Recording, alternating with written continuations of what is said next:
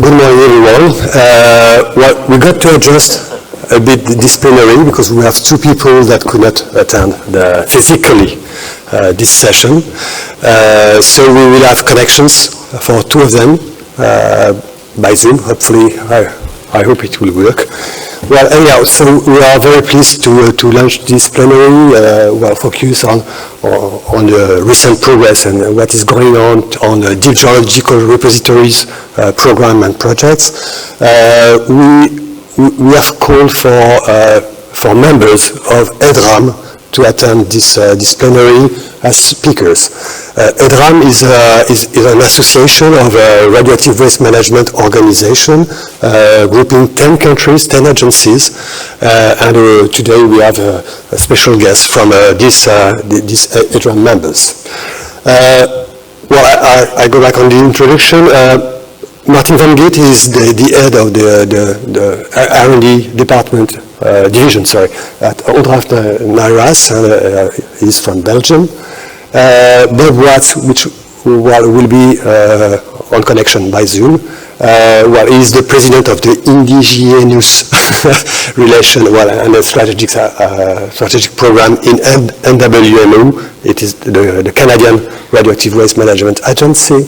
Pierre-Marie Abadi, he is the CEO of Andra, France, quite well known here.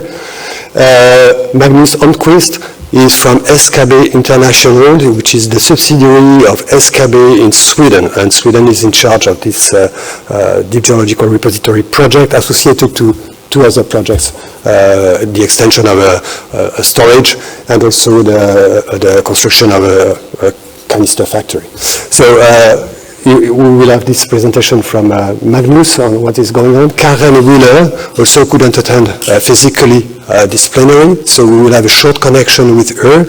And during the presentation, we will shift to John Corduroy, who is the director of the GDF program in Nuclear Waste Services, which is the subsidiary of the NDA in charge of providing solution for the disposal of radioactive waste in UK.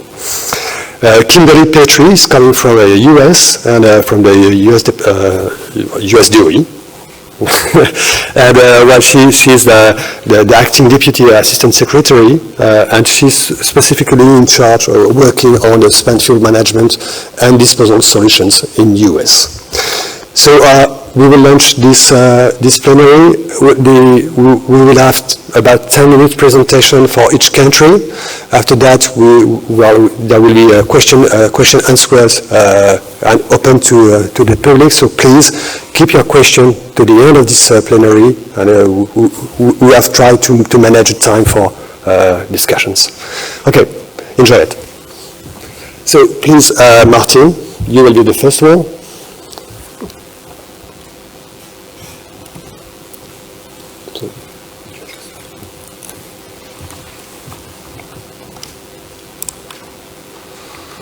Good morning, everyone. First of all, I would like to thank the organizers for this topic, addressing this topic on geological disposal and the status in the different countries. So let's start with a short overview on the situation in Belgium. So first of all, what's the nuclear scene in Belgium?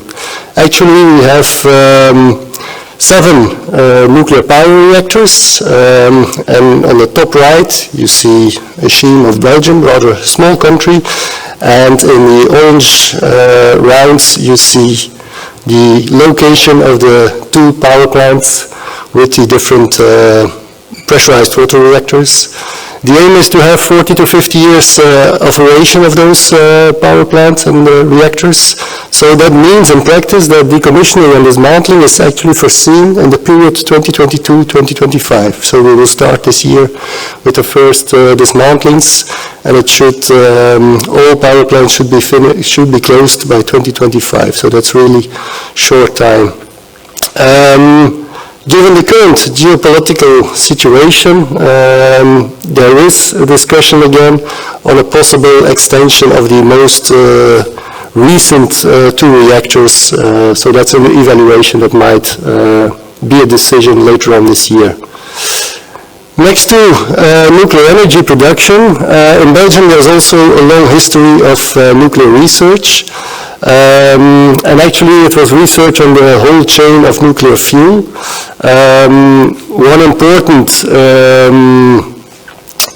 industry or project was Eurochemic, maybe you know by some of you.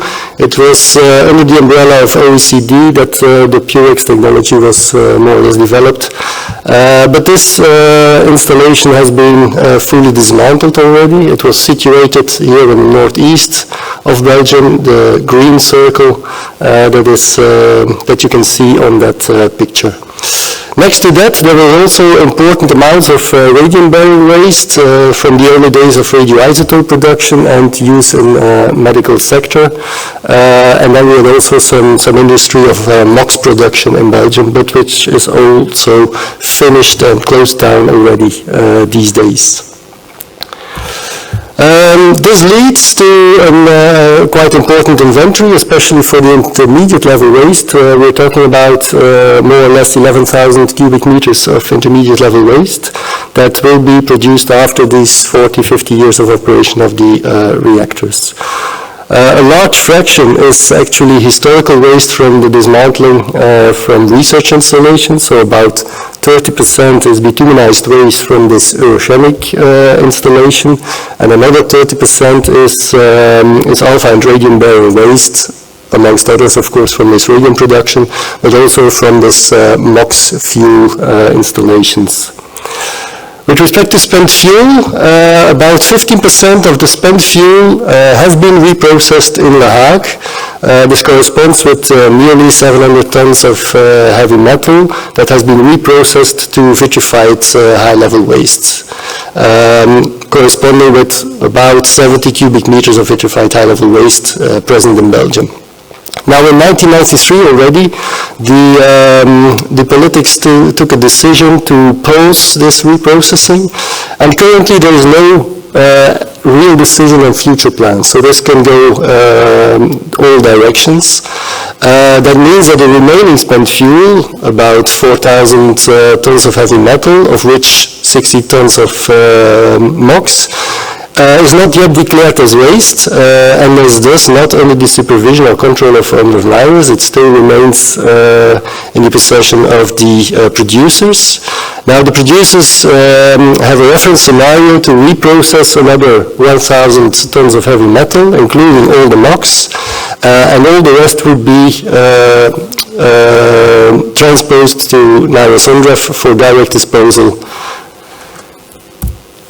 What's the current situation of all the waste? We have actually a centralized interim storage at the Belgo process site. It's a subsidiary of NIRO in Brussels for all nuclear waste. So also the vitrified waste, etc., and all the intermediate level waste is centralized, stored at Belgo process.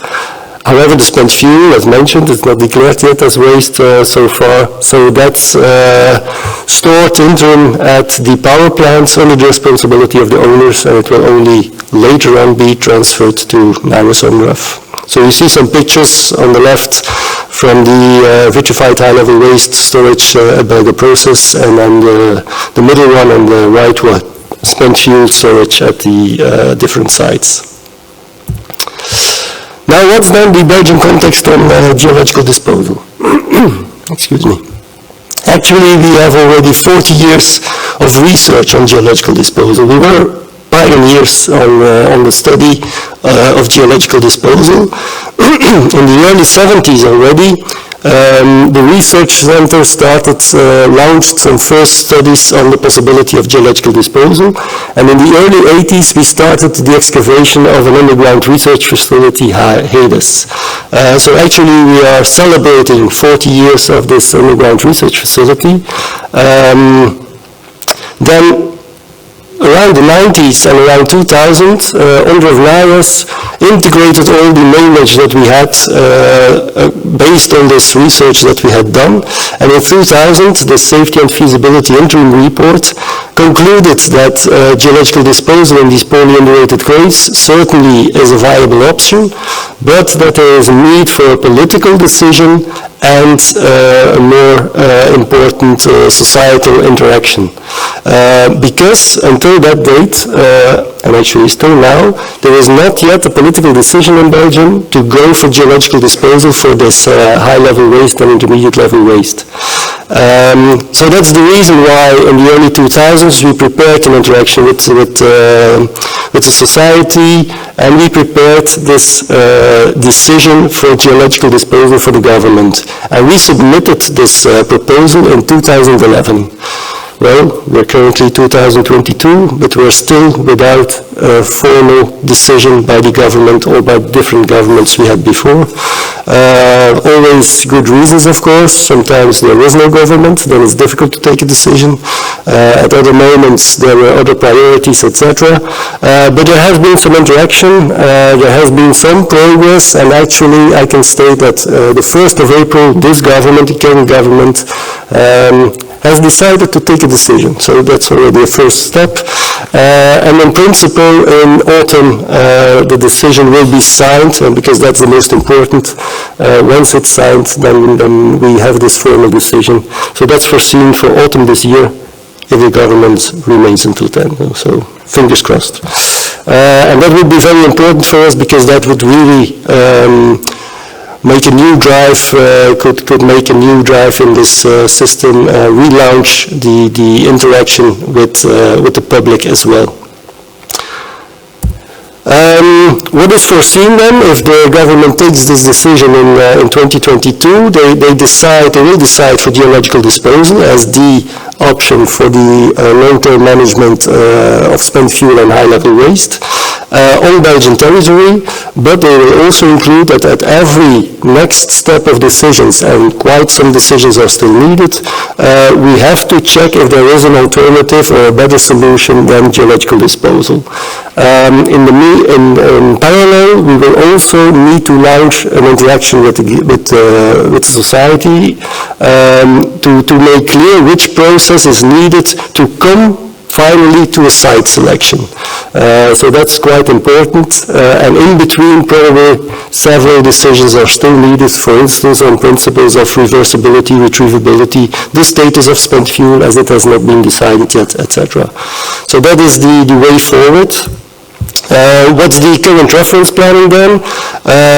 It's foreseen to have between 2025-2035 an assessment of different potential sites that would lead to a license application in 2050. So then we could start with intermediate level waste disposal in 2070 and disposal of high level waste in 2110 and finalize this repository in 2135. So it's clear that it is still a long trajectory to make before everything is closed down. How does this geological disposal facility could look like, as they could look like, because as we don't have decisions of geological disposal nor on a site, it's just some possibilities based on this research we have. It would look like several shafts to the middle of a clay layer, and there you have several access galleries, and perpendicular to it the different disposal galleries. Those galleries here at the right are closer to each other. That's for the intermediate level waste that we would store in concrete monoliths, so several drums of waste in one big concrete monolith, and then on the other part we would place the waste in super containers, so that's two drums of vitrified high-level waste or 4 spent fuel elements into a metallic overpack, into a concrete buffer, and then again a stainless steel envelope. So this facility would be built at around 400 meters depth in poorly annihilated clay. But in future iterations, we will incorporate more specifically operational safety issues, which were less developed in our current design. And I repeat, this current design is just mainly for economical aspects and assessment of the financial issues, as we don't have a site yet, so it's more theoretical possibility of how it would look like. So that's the overview of Belgium. Good morning, everybody. Thank you for the invitation to take part to this conference. So I will give you a short update where we are now in France. I think it's not necessary to present the agency. Andorra is a public agency, independent from the producer, 700 people, 300 million euro budget per year, and with three main missions. One is to be operator of a nuclear waste disposal, surface disposal. We are managing research and development, and we are design authority for new projects. So we have the complete range from research to operation. If I have a look at the global landscape of nuclear waste, we operate in surface facility for very low level and low level short-lived waste. We have been operating those sites for many decades now. One in the La Hague retreatment plant is already closed, or to be precise, in a procedure of closure, and we are operating not very far from here two sites, surface sites. But the main topics today is deep geological disposal. I give only remarks. There is an additional category of waste, historical waste, which are low-level, long-lived waste. They are not present in all countries, but they are specifically present where there has been chemical industry or some specific with uranium and graphite gas reactors, typically in UK or in France, and we are looking at a specific low-depth disposal for that. But now I will talk about the zero project, the deep geological disposal project, where we are now. Where are we coming from first? It's a long story, 30 years of political and scientific process. It started in 1991. Since 1991 there has been 3 laws and many debates and milestones we were through. It's a disposal in France for high-level waste, but also for intermediate-level waste, long-lived. It's very important. It's larger than only spent fuel. We have already a site which has been selected with a laboratory, an underground laboratory in Meuse-Marne, once again not very far from here, or 2 hours drive from here. This process has been supported by the underground research laboratory, which has been a research facility which has been continuously evolving from a feasibility study, characterization, safety demonstration, and now more and more moving to technological and operational demonstration and integrator demonstrator. We are now working on building technologies, on integrated demonstrator of cells, disposal cells, etc. Another specificity of our project is it has to be reversible for at least 1 century. It doesn't mean only retrievability, it means also that we have to be adaptable to any change in technology, any change in energy policy, and we have some to demonstrate that with adaptability study in our license application. Adaptability study typically to any change in the cycle policy, retreatment or not retreatment, closed cycle or not closed cycle.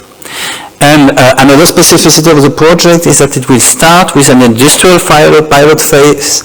An industrial pilot phase is not a demonstrator, it's an industrial operation, but for 1 or 2 decades, it's a period of time where we will have to demonstrate that the facility, the disposal, is functioning well, and then we will have to meet once again in front of the Parliament to go forward later.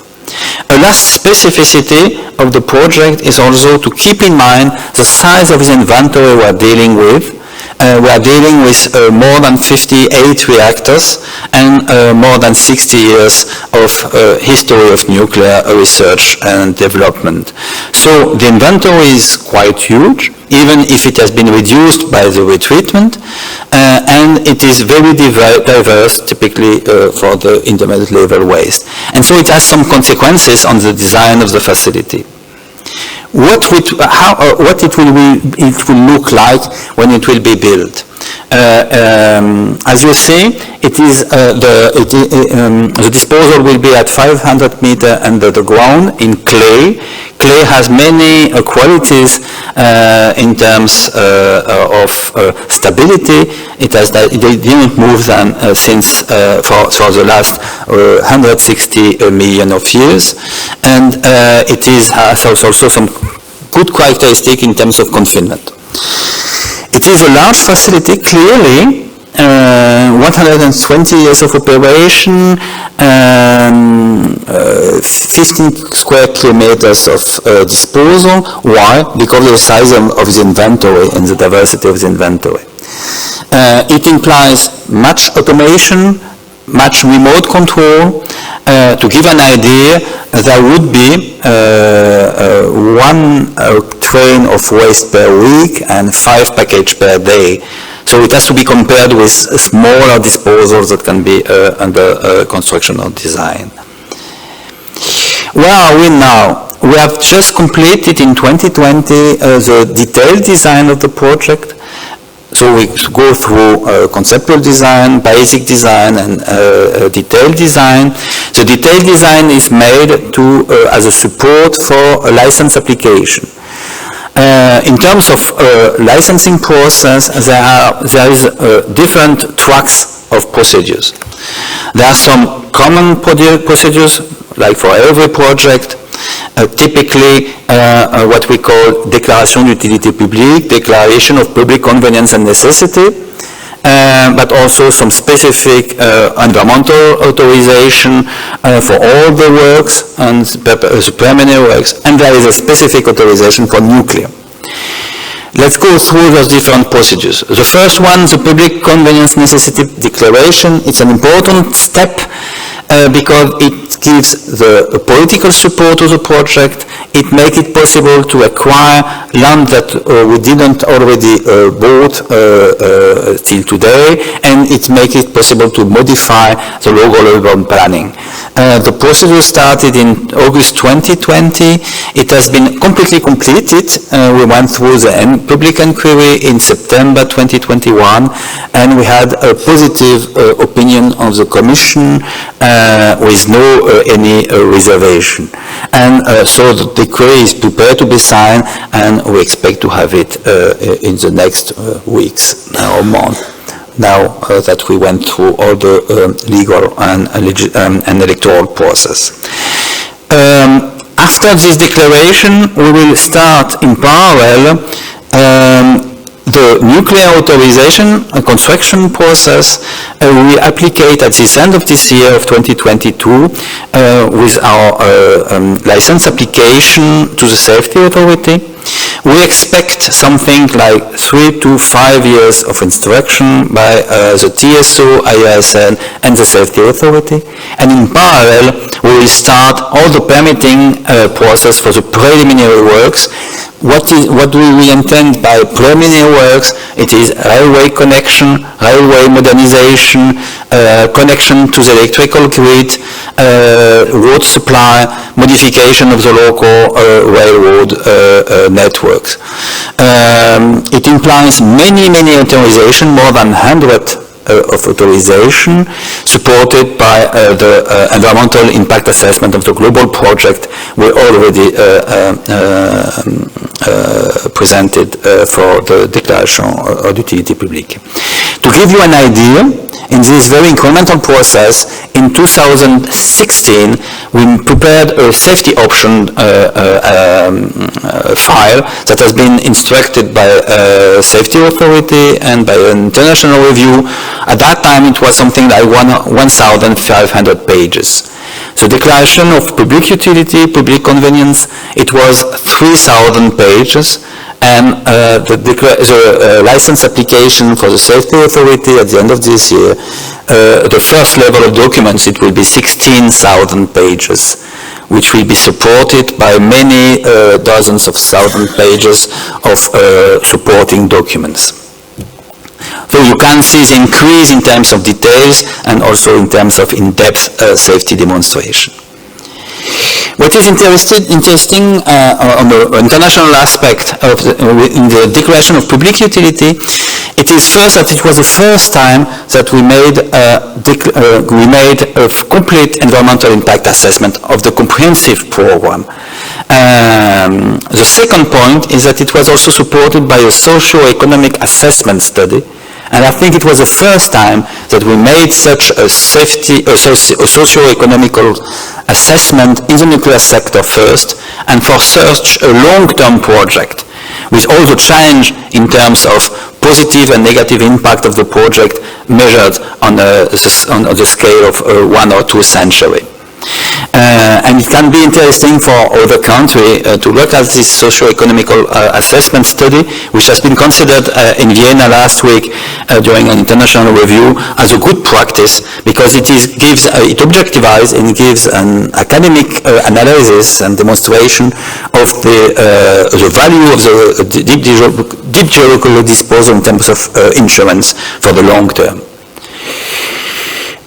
In the safety license application, we find safety demonstration, environmental impact assessment, reversibility demonstration, adaptability studies I was talking about, in order to demonstrate that we are able to adapt to different fuel cycle scenarios in the future, governance of those projects, and incremental development of the project. Application at the end of this year, and as I was saying, 3 to 5 years. As a conclusion, so in the next 5 years, what will be the objective of the project? First, of course, instruction of the safety, the license application with the safety authority. Second, the preliminary works and its permitting, which is really another challenge in terms of permitting. Increase the maturity of the organization as the agency in terms of project management in the perspective of construction, who has been adapting in the past as an organization to managing design and permitting. Now we have to move to construction project management and prepare the construction by itself in terms of preliminary studies before contracting with a construction company. Thank you very much, and if you want to have additional information, I will answer the question, and you can also go on our website. Thank you very much.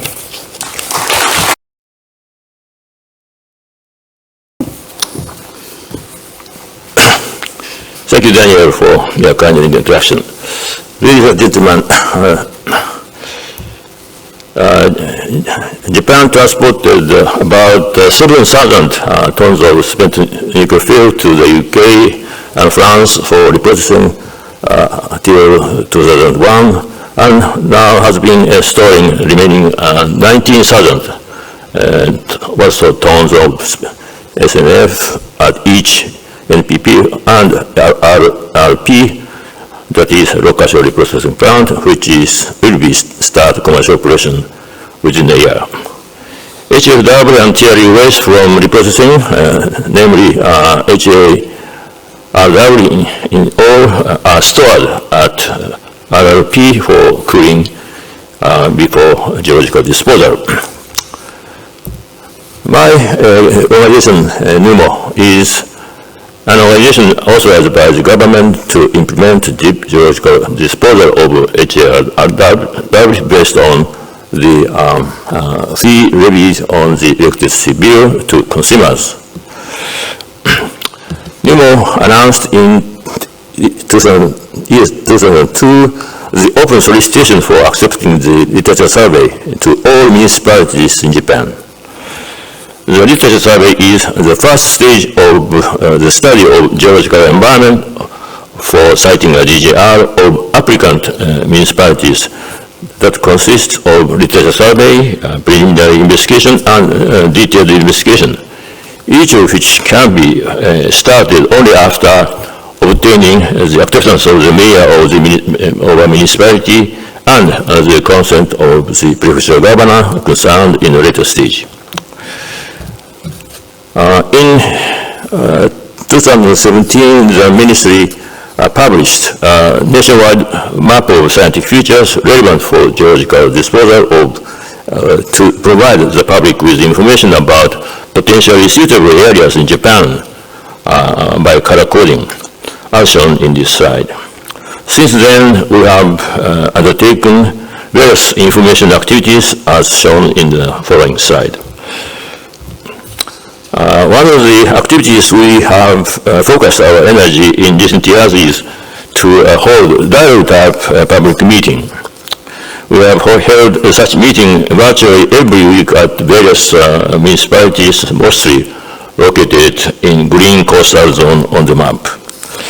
In the meeting, the participants sit around several tables in groups of about 6 with experts of METI and NIRO, and hold interactive dialogue on their concern and interests among them.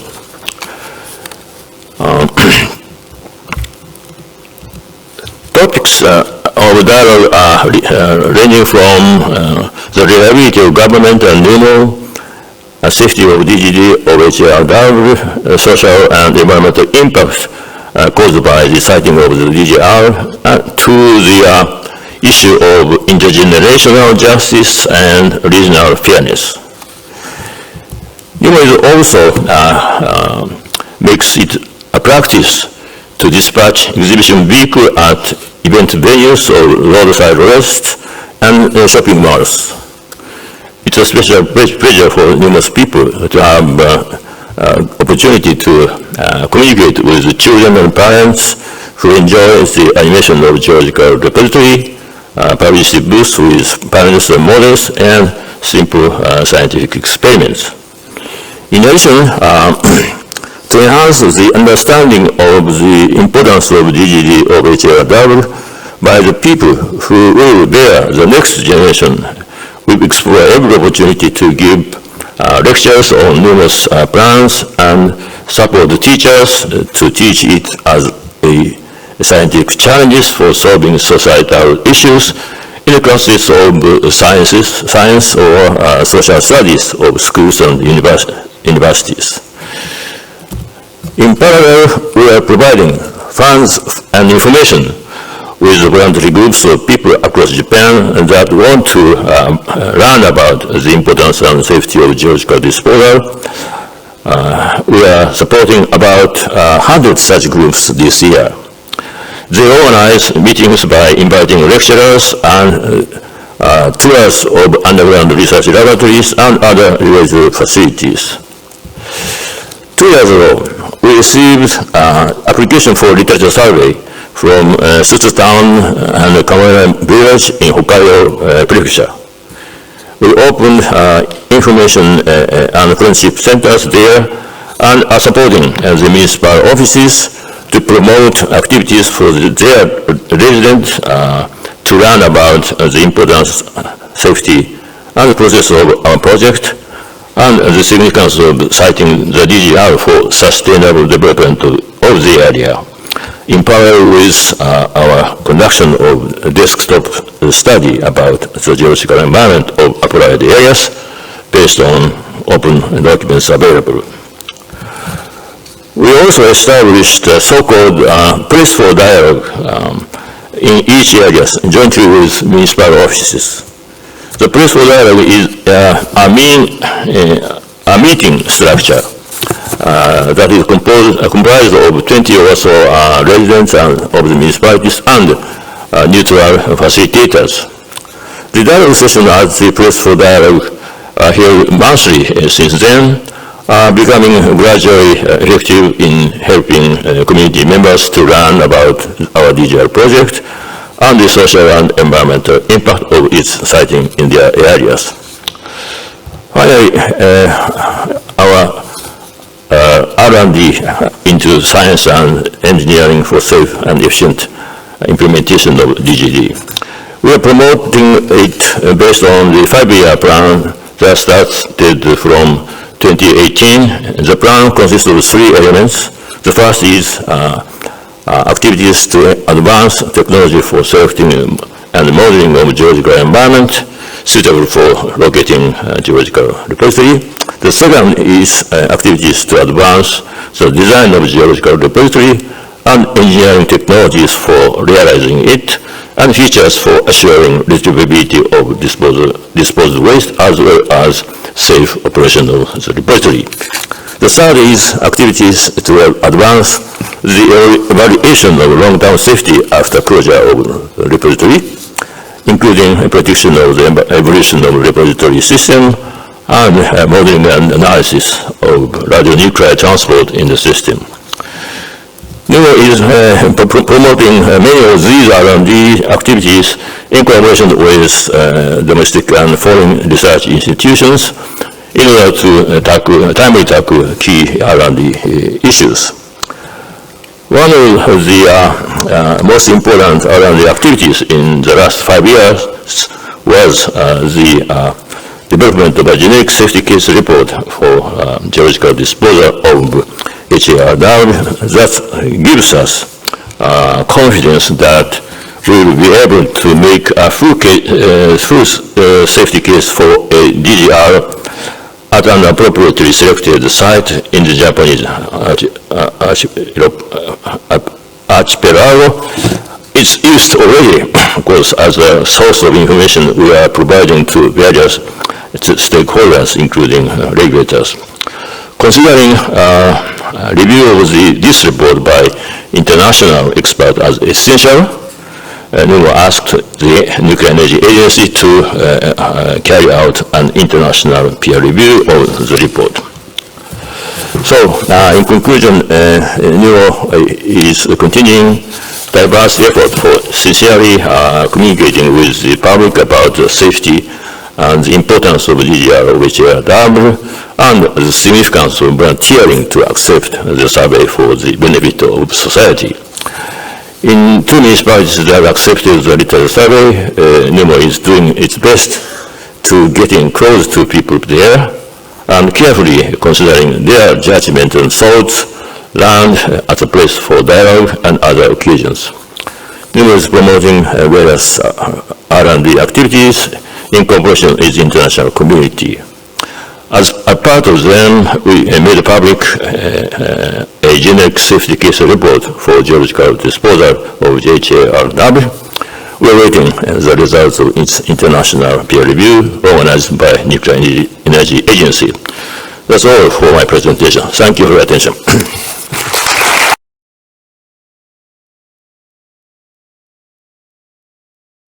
Thank you very much. It's a pleasure to be here today, and I'll give you a short presentation on the final disposal of spent nuclear fuel in Sweden. We were fortunate about 40 years ago to have a government that conditioned the start of new reactors by requesting the utilities to show a concept for safe disposal of spent nuclear fuel. This process led to clear roles and responsibilities for the stakeholders involved, a sound financing system, legislation, appropriate legislation, and the start of more than 40 years of research and development that will continue into the future. In this process, we've also learned the hard way, through mistakes and misjudgments, what an open and transparent siting process really is and how much it means for a repository program to be successful. I believe our initial underestimations or perhaps misjudgments of the importance of a truly open and transparent siting process is an experience that we share with some of you today here. And we're now in a position where our concept, the KBS3 concept that was presented first in 1983, has been reviewed and approved not only in Sweden but also in Finland. As we've heard before, final disposal is a global challenge where we all benefit from each other's success. Our success brings opportunities and benefits to your programs and vice versa. It's not who's first. It's how we all can develop our geological disposal programs so that we really make a difference in the long term. SKB's program has for decades been one of the leading programs in the world with a mature technical concept and a successful siting process. This has given us the opportunity to support other programs for many years, and we look forward to continuing that support and develop the support to help solve the global challenge of final disposal.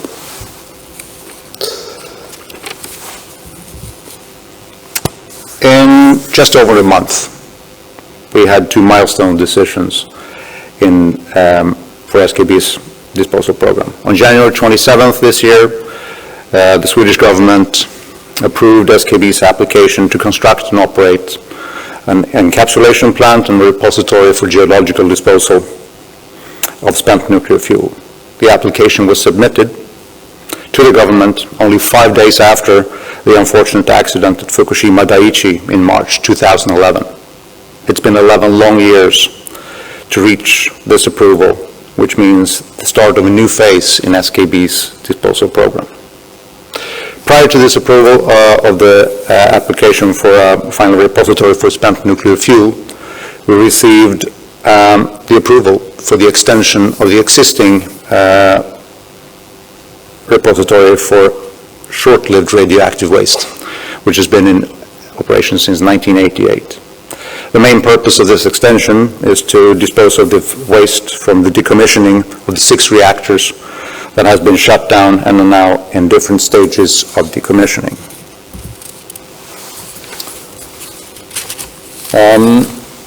The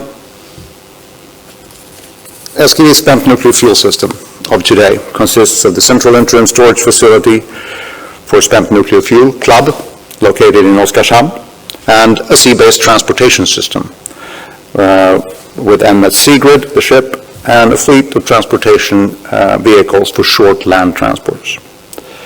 The future holds the construction of an encapsulation plant adjacent to the Central Interim Storage Facility for spent nuclear fuel in Oskarshamn, and a repository for spent nuclear fuel in Östhammar, or in Forsmark, as we usually say. After spending more than 40 years on research and development and demonstration, we're now about to enter into a new phase, the phase of construction, operation, and post-closure, which will be at least another 70 years.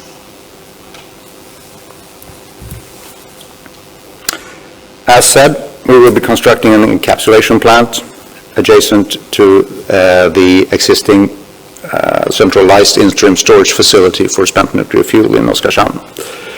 In this facility, we will be encapsulating the spent nuclear fuel, BWR fuel and PWR fuel that are today stored in the facility, and the future spent fuel that will also be stored there. It will be encapsulated before shipped to Forsmark or Östhammar for final disposal. The encapsulation plant is designed, for encapsulation of up to 200 canisters per year, each holding 2 tons of spent nuclear fuel. The planned production is about 150 canisters per year, which will be then divided into 15 transports to shippings, for disposal at the final repository in Östhammar.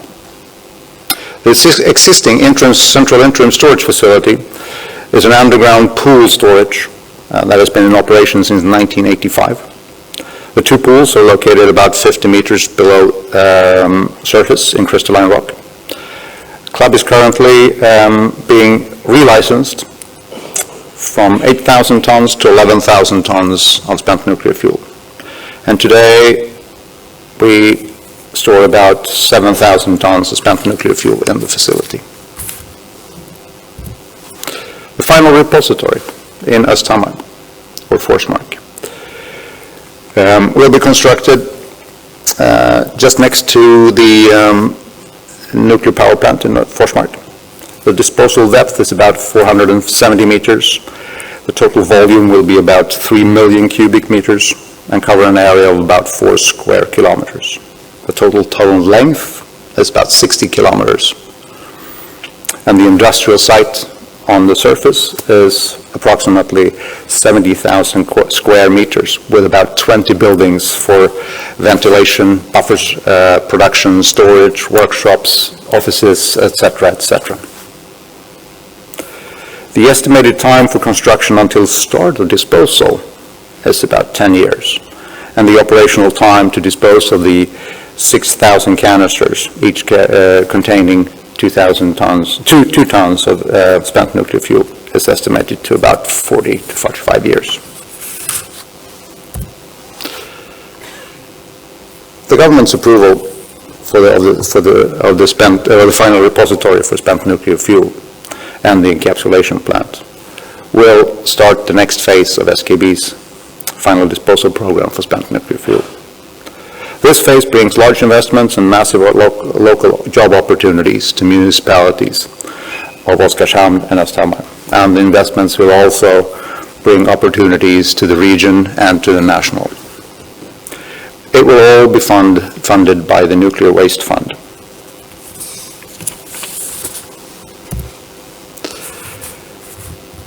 SKB is now also entering into the next phase when it comes to the licensing process. The government decision means that the matter is handed back to the government, to the Environmental Court and to the Radiation Safety Authority to stipulate the requirements for the continued work. In the case of the Land and Environmental Court, this is done in a ruling following a court hearing. The ruling can, as any ruling, be appealed, first to the Land and Environmental Court of Appeal and then to the Supreme Court. SKB will also be submitting an updated preliminary safety assessment report to the Swedish Radiation Safety Authority for their review and approval. Based on the authority will then stipulate the requirements, which, in contrary to the requirements stipulated by the Land and Environmental Court, cannot be appealed. So we have an exciting time ahead of us, exciting 70 years. And that concludes my presentation for today. Thank you for listening.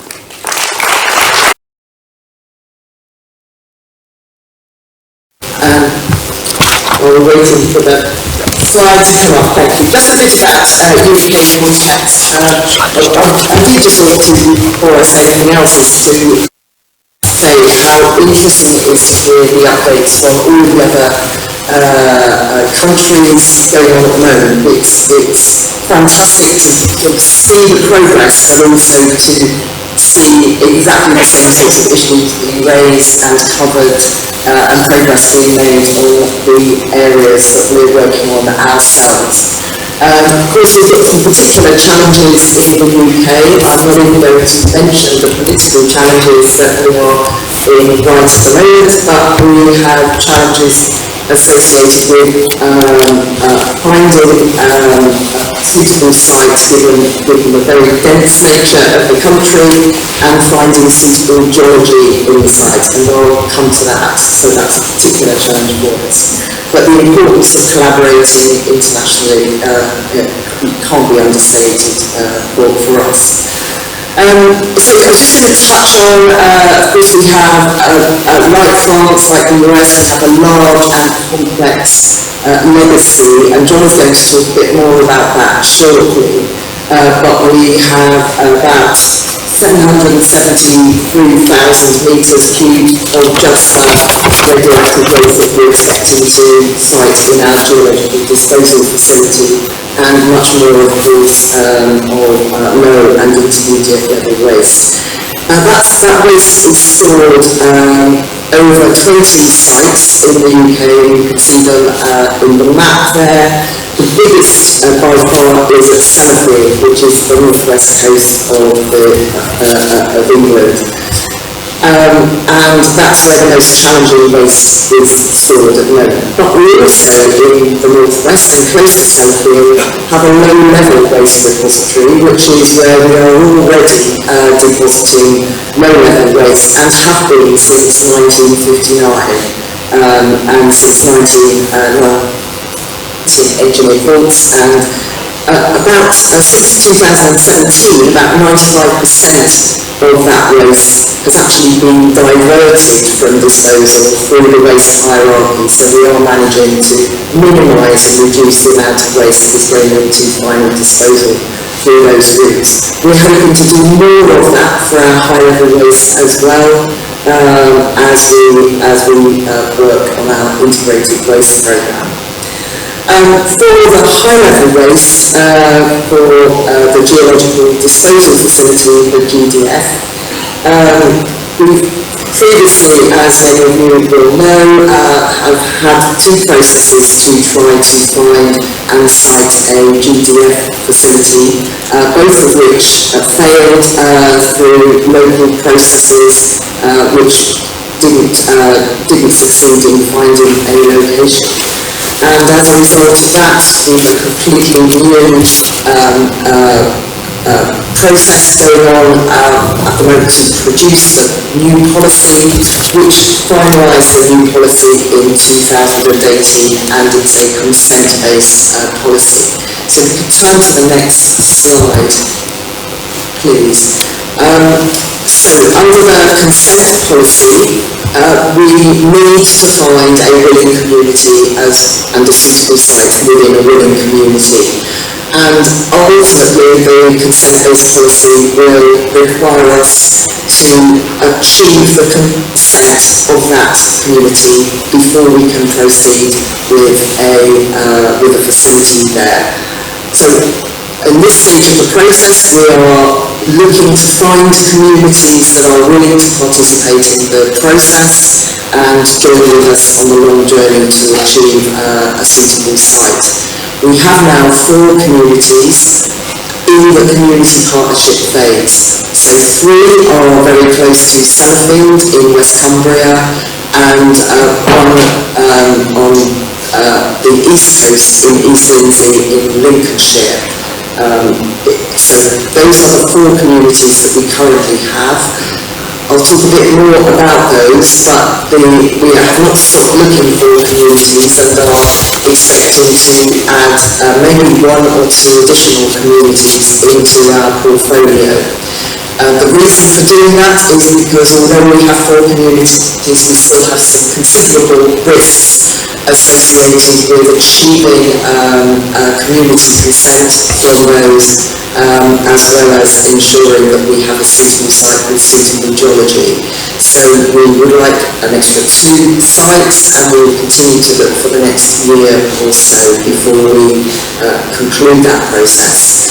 Our aim is then to get down to 2 suitable sites and communities by 2025-26, and then we will start to do the site characterisation and deep borehole drilling in those 2 sites, and that will take some 15 to 20 years before we then proceed with construction, which we hope will be starting at the earliest in 2040, with a potential first start of operations from 2050, again at an earliest date, and will very much depend on the progress and also the geology that we will be working with.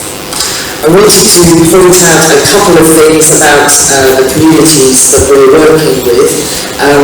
Obviously, the communities in the northwest of the country close to Sellafield are familiar with nuclear. They're already fairly positive about hosting a GDF and see it as a continuation of the nuclear work that is done there, and can make use of the skills and the jobs that are located there. On the east coast, on the other hand, it's completely new to nuclear, so we have a whole set of different challenges with the community in building awareness, understanding and confidence that geological disposal is a safe and viable prospect, and will bring very considerable benefits to their local community. In all of our locations, we're looking at an inshore location for the GDF itself, under the sea in the coastal waters, where the geology resides. and it's lower strength sedimentary rock in both cases, both West Coast and East Coast, but the geology is very different. We have ulcer clay on the East Coast, which is not dissimilar to the clay in Europe, in France, and so we hope to learn a lot from sharing with Ondra and its progress on this facility. On the West Coast, the geology of the coast is immersed in mudstone, and there isn't really a huge amount of comparable data about immersive mudstone, so we have some work to do to really test the suitability of the site and the geology of the West Coast. We're starting that process this year with seismic studies, which are due to be taking place from August this year. And we're very much looking forward to that giving us a degree of confidence, clarity about the quality of the geology. Interestingly enough, in both locations, we are already experiencing some elements of local protest, which we see as just a natural part of the engagement and understanding process. All of this work then, as I said, will culminate in decision about 2 sites in 2025-26, and then selection of a site in about 2030 or 35, and start of construction hopefully from 2040, but it will very much depend on the geology of the site that we finally select. That's all I was going to say about the GDF programme. I'm now going to hand over to John, who is going to pick up some of the technical aspects associated with the current inventory and the processes that we use to manage that inventory in its location. So, thank you, Karen. Thank you. Good afternoon, everybody. It's as always a pleasure to be able to talk to this conference. In terms of just giving a bit of technical insight for the UK GDF programme, I'm not going to cover our pre-feasibility technical studies or our R&D programme, but I'm going to stick with the theme of the inventory. And the reason for doing that, I think if you follow me on the inventory, you'll see the complexity, the scale and the challenges that we face in the UK programme. So our inventory, you can see the breakdown broadly between our low heat waste and our high heat waste there. It comes from a very long history in the UK. So a significant part of our inventory is, we call it the legacy waste, from the programme that has existed in the UK since the late 1940s. It also comes from the current operating fleet of advanced gas-cooled reactors and PWRs at Sizewell and Hinkley. And now recently, the government has announced a new energy strategy.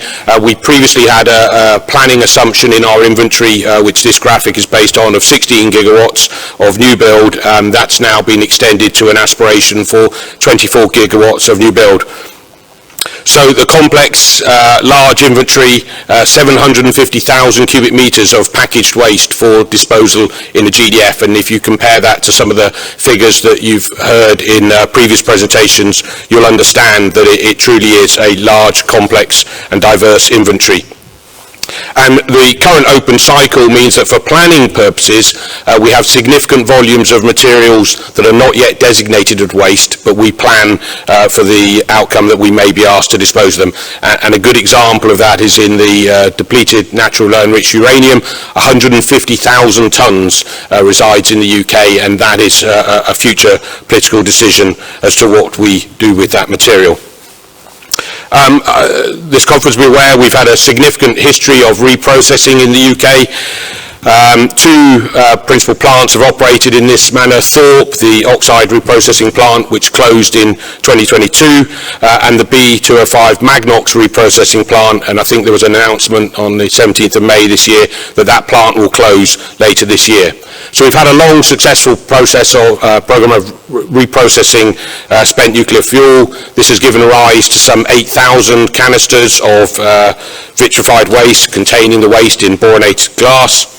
and that will go into direct disposal. I think importantly, often forgotten from that programme, all of the other arisings from fuel reprocessing, the fuel clad, the end capping, that is also for disposal in the GDF, and that's encapsulated in a cementitious grout material in 500 litre drums, and there's a significant inventory of that material for disposal. But overall, reprocessing to date in the UK has dealt with something in the order of 60,000 tonnes of fuel and delivered about 15,000 tonnes of uranium back into the fuel cycle. As we're stopping reprocessing in the UK for now, about 5,500 tonnes of AGR fuel won't be reprocessed, about 1,000 tonnes of PWR fuel won't be reprocessed, and then we'll have all of the fuel based on the current policy assumptions from the 24 gigawatts. So we will have a significant inventory of spent fuel yet to be declared as a waste, but in our planning assumption. And most of that fuel today in the UK is still stored in ponds, but there are 3 campaigns that have successfully operated so far of moving that into dry storage. So about 5 years cooling off the fuel in ponds and then moving into dry storage, and I suspect that'll be the direction of travel for the UK in the short term. On the concepts, really nothing to say here, and nothing that you won't probably recognise. As part of our preparations for the current phase of siting, we publish our generic disposal system and safety case. That's built on a body of work over several decades, and with a really encouraging partnerships with other WMOs around the world, and you'll recognise some of the concepts that we've used just to prove that basic fundamental feasibility that GDF is executable in the UK. And we have concepts for high strength rock, sedimentary rock and evaporite systems, and as Karen has just said to you, at the moment the 4 communities and sites that are in our siting campaign all have variations of sedimentary rock that we're looking at. And finally, just really to the key takeaways for you, very large complex volume of radioactive waste, and that's got a significant bearing on the nature of the GDF programme. Our programme for the GDF will take at least 150 years. Once we down select 2 communities in the middle of this decade, we're in the order of about 15 years through the main design programme and some site characterisation, at least a decade of construction, and then a long period of operations and closure. And again, as you've heard, GDF is a very incremental acquisition.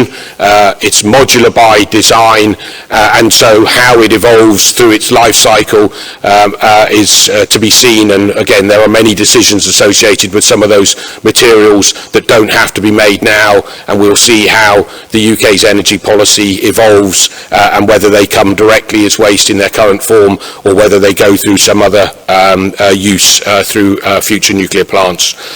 Timeline, that leads us to our planning date of first emplacement of intermediate level waste in a facility in around the middle of this century. And that gives us a certain amount of time in considering how we're packaging today, how we optimise that, how we minimise that, to make sure that the inventory that goes into the repository is absolutely essential and minimised. Finally, the siting process, as you heard, a very exciting period for us. Great to have communities back in the process. We've had a long history of campaigns that have run since the 1980s, so I think we've learnt a lot of the lessons about trust and consent and building relationships with communities, and I sort of sense that we're in a process now where we have real prospects of finding the site that will host the repository. And finally, international collaboration. In many ways we are fortunate that there are other WMOs who are further ahead in this field than us, and we intend to work closely and exploit the global knowledge that has been gained to date. Thank you very much for listening.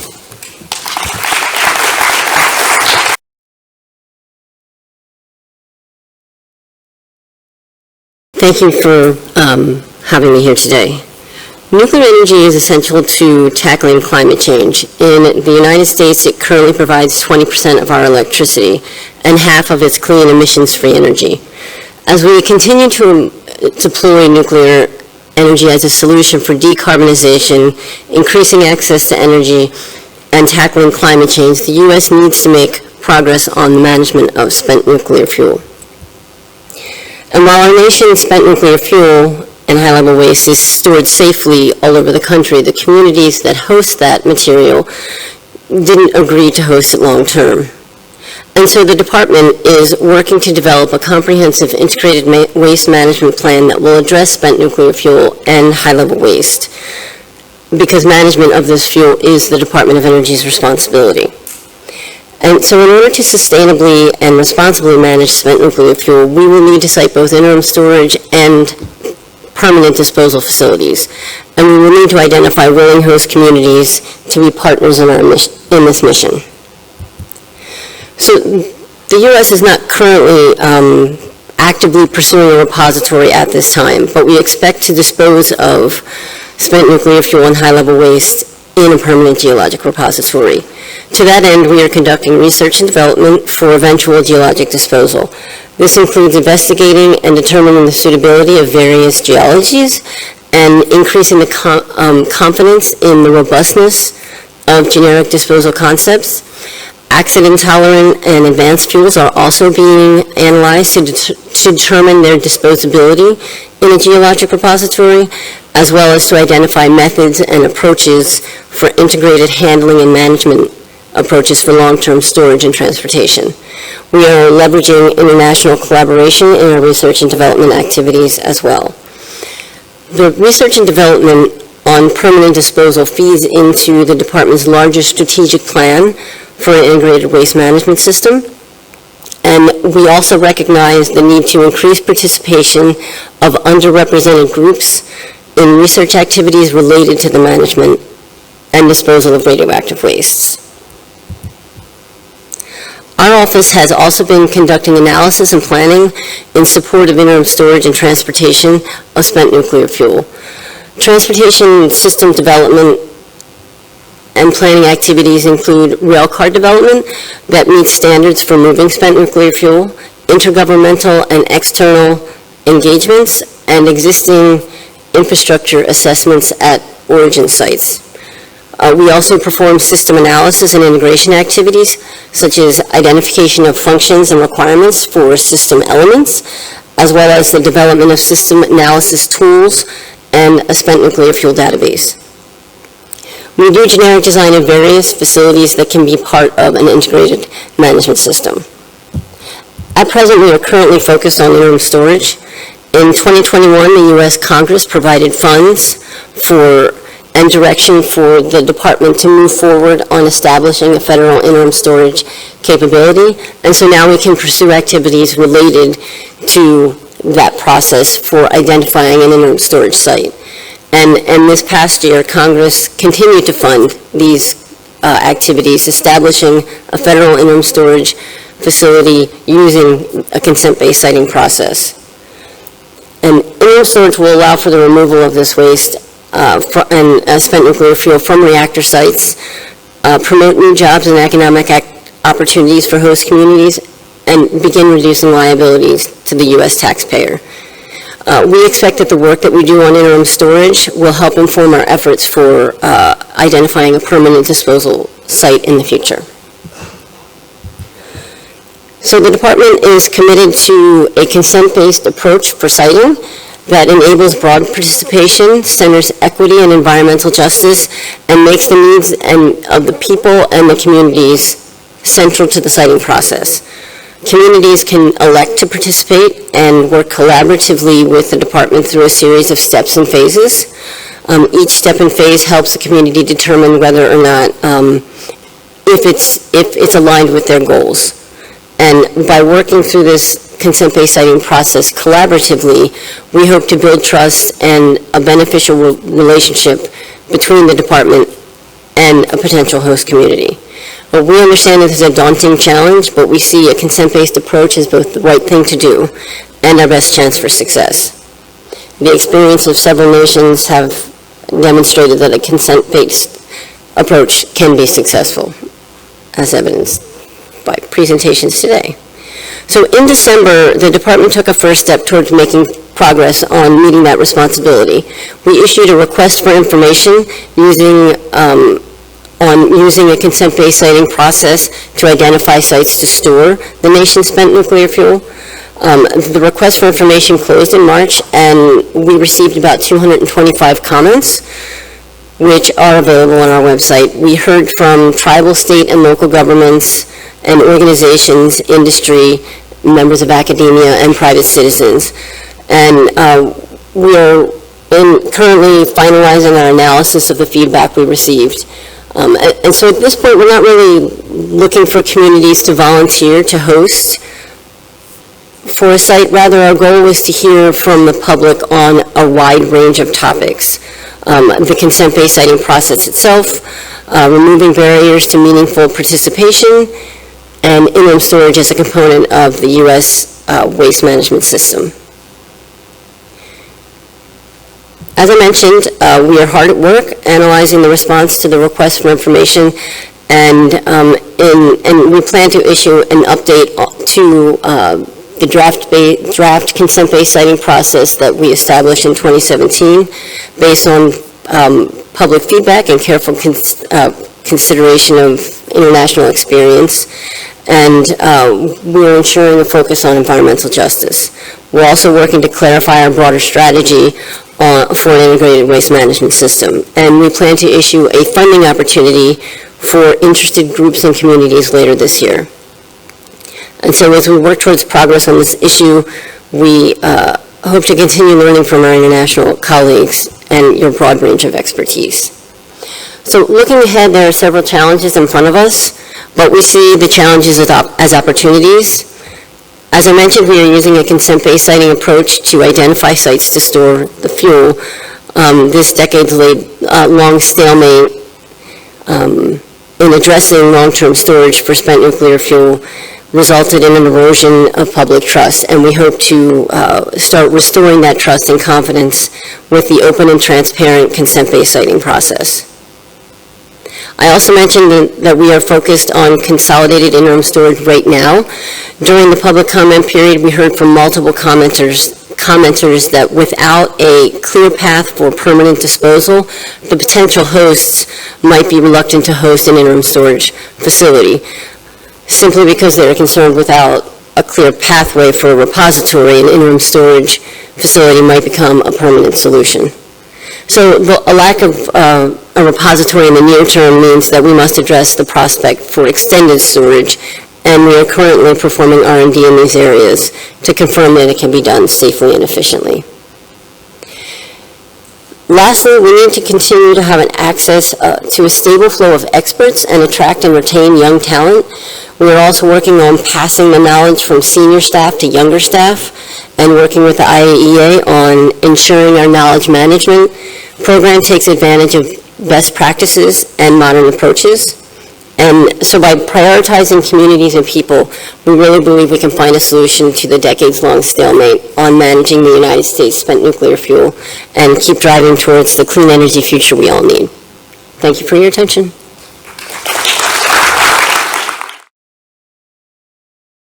Thanks a lot, Kimberly. Now we just have a few minutes for questions. So is there any question from the audience? Yes, I see someone here, please.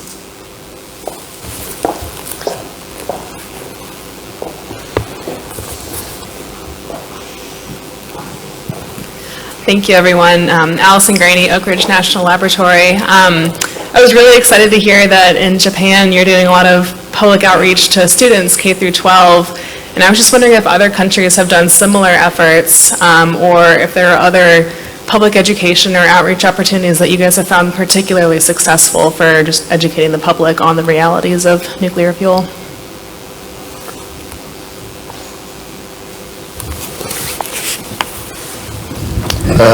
So indeed, the youth is quite important for us because these projects are so long in time. So that's our target public, I would say. So in Belgium as well, we have a new information center where especially schools are invited to come and where we explain everything. And also at international level, I think this is an important issue. For instance, the Forum on Stakeholder Confidence from the NEA will also work on youth, and actually there's a workshop next October, especially where youth will be invited on this topic. It will take place in Belgium. So it's certainly a very important issue, I think, for most of us. Yes, SKB has been focusing on students for many years in the two host communities of Oskarshamn and Forsmark. And so every student between grade 9 and the end of high school have met with SKB on at least 3 different occasions. And there's also been focus groups on women, on young women, to focus their attention towards technology, education in technology and their engagement in these activities. So, and these have been very, very successful. So all the kids in these communities are very well aware of SKB's activities and future plans.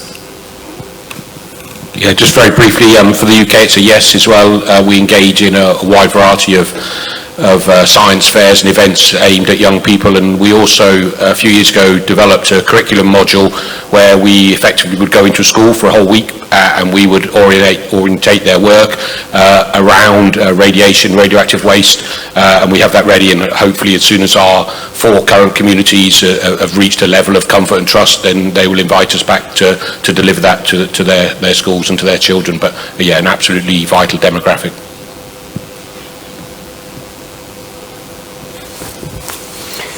Thank you. Yes, another question over there. There's.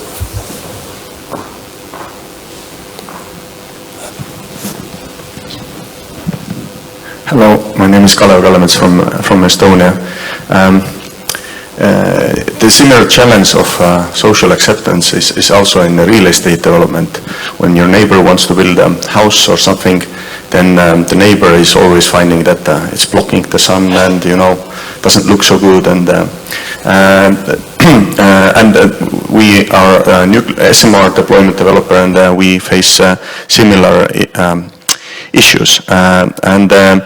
One thing that in the West there has been in some places adopted are development benefit agreements with the communities involved. I fully understand that for government agencies it's quite difficult to have the mandate to have such development benefit agreement negotiation with any municipality. But is there any discussion like that happening in the countries that you're representing, that indeed there are material and long-term benefits to the society besides the usual, you're going to get jobs and stuff? Is it anything specific written and agreed upon that is quite material when it comes to when you want something from a person, you should actually, in a normal circumstance, well, give something in return. That is the way we deal with stuff in our life. But how is the situation in Sverige and in Belgium and UK and US? As you mentioned Belgium first, I will start.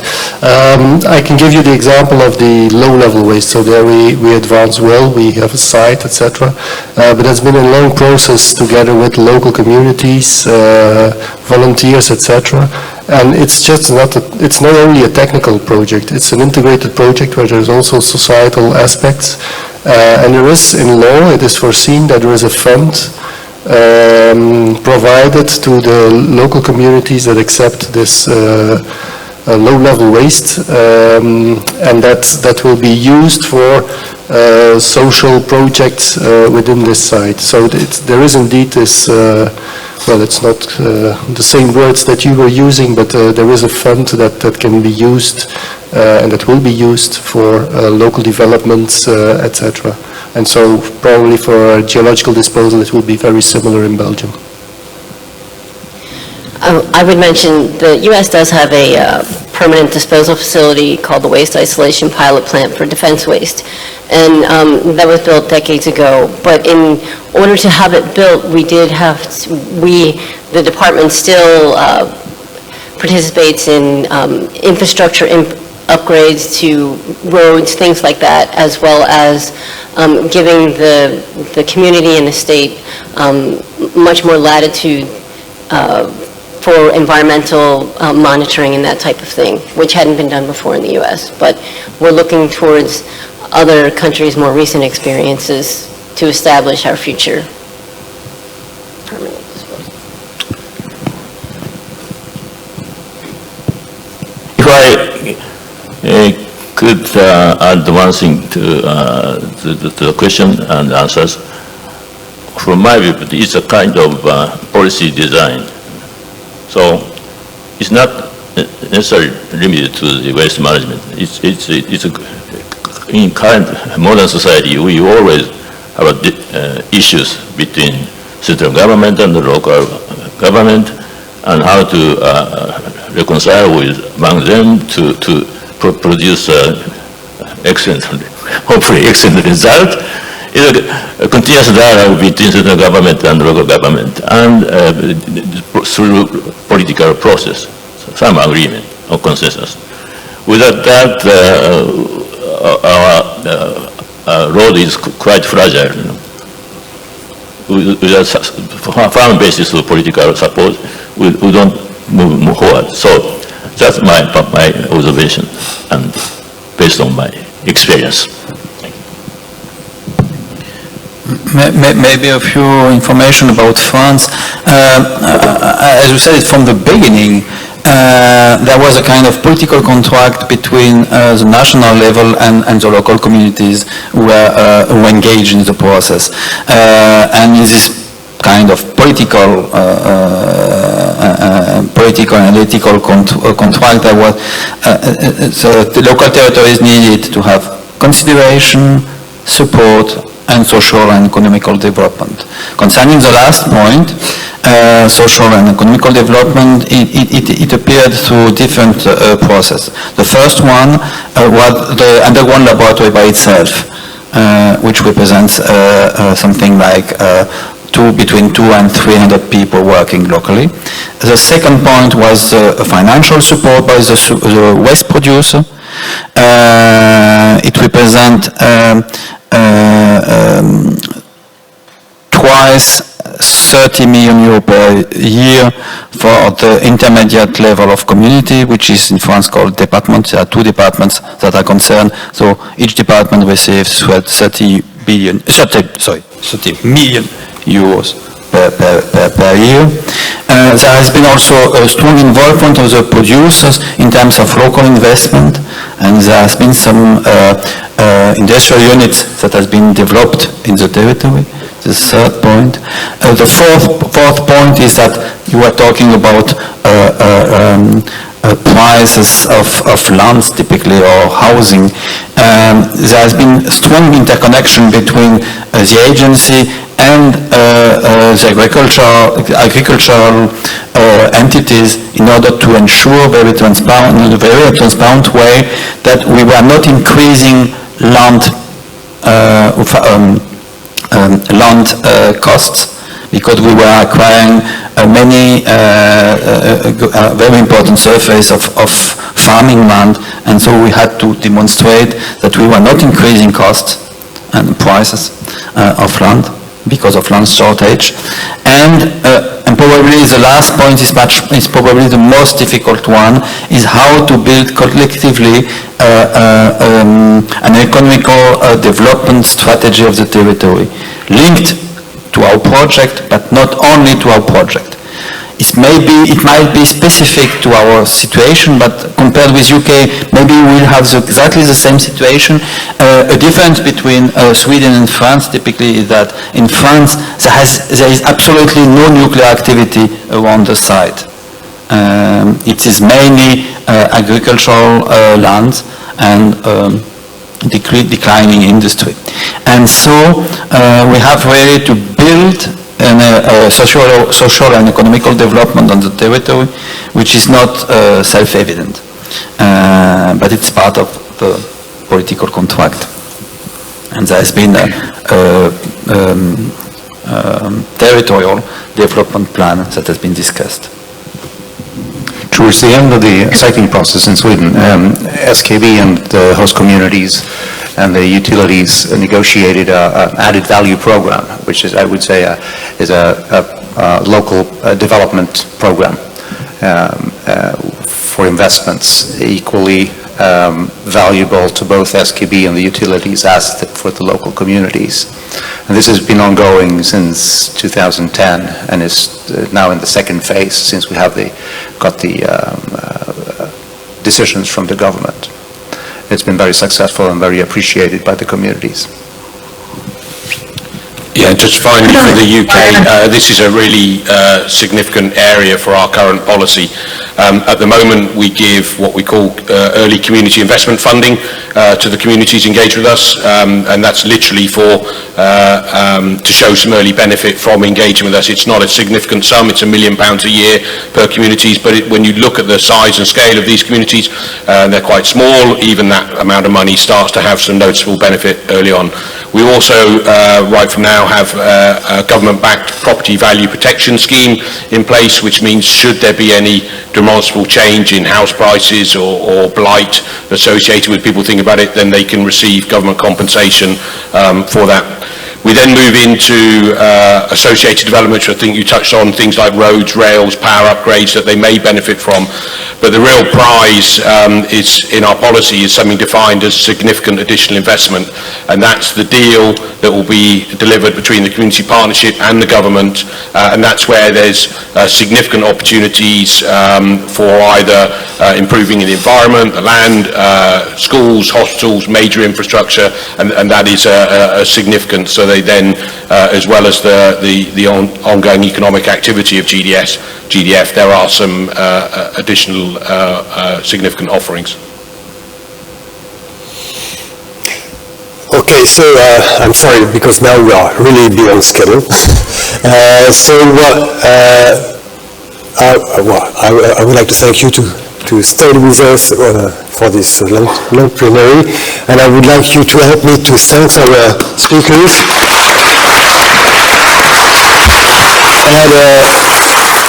And all our agencies, they have a website. So if you want to have additional information on specific program, do not hesitate. It is in English for most of us, so very easy to catch information. Most of us will be present in many conferences around the world because we have to talk, we have to present DGR solutions. There is no taboo around this. Things are going. There are solutions. And maybe in 10 years' time there will be 2 or 3 DGR in operation around the world. So this would be a great success. So if you want to keep it, to stay informed about our progress, please do not hesitate to contact and to connect our website. Thanks a lot. Have a good lunch. See you.